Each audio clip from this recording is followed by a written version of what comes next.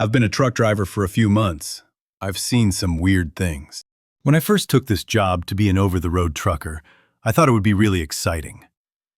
I thought I'd get to travel the country and see the sights and come home with stories to tell my friends and family. I was right.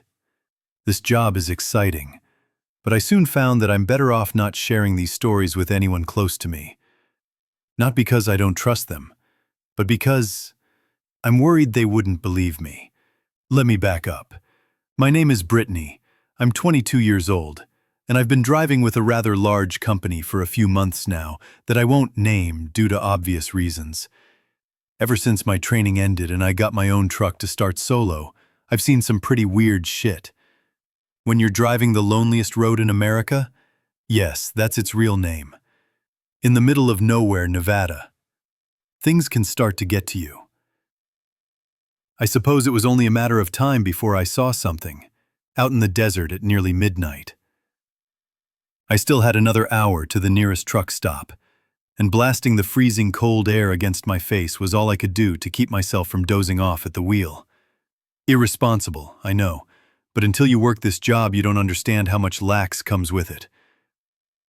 I was driving this highway in the desert, in the pitch blackness of a cold summer night, when suddenly something runs out in the road in front of me. Before I can even react, it's gone across the other side into the bushes. I barely got a good look at it, but I could have sworn it looked like a large white dog, faster than any dog I've ever seen. I tried to just ignore it and keep driving. I see animals crossing the road at night all the time. It didn't seem like anything to get worked up about. Not even a minute later, I feel my truck lurch to the left and into the other lane.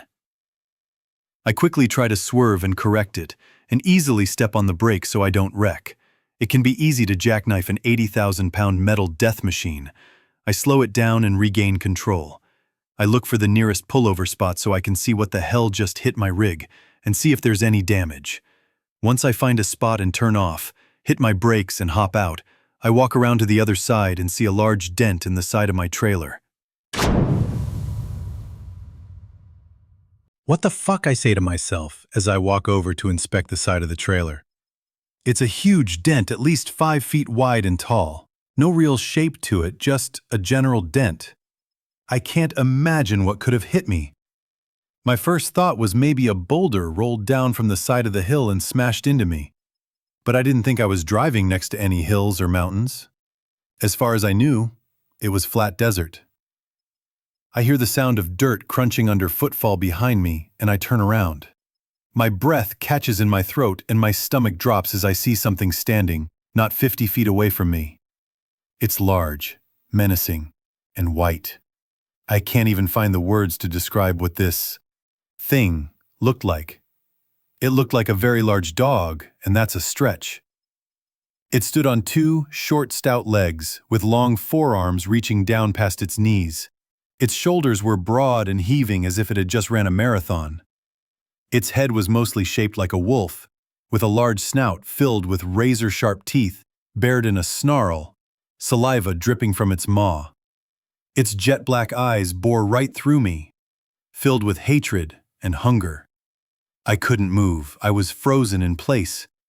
This creature stood between me and my only salvation, my truck. We stared at one another for a moment, until I broke the silence. "You are one ugly motherfucker," I said. It snarled at me then, very unexpectedly.